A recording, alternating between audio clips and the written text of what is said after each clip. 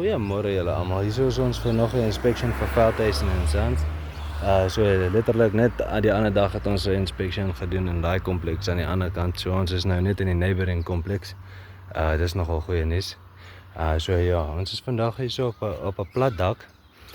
Slapdak en daarso kan 'n mens nou sien is daar baie water wat pond en poel aan daai end. Water wat pond en poel hierso. En dan kan 'n mens nou sien dit is nie 'n torch-on systeem nie, maar dit is nou soos jou latex system wat hulle hier oorgesit het met jou 1 meter membraanrol. So hierso kan jy sien is 'n pond and pool. Hierso is 'n pond and pool.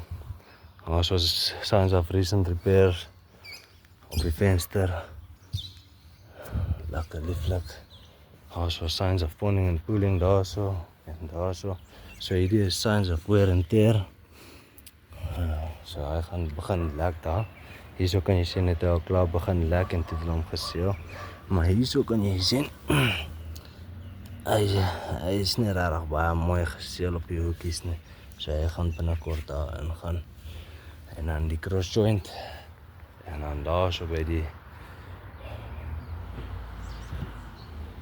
hierso by die chimney stack is daar signs of water ponding and pooling. So daai gaan eventually daar deur ciao. En dan is daar net letterlik een outlet hierso. En dan kom ons op die dak hier uit hierso. Lieflik.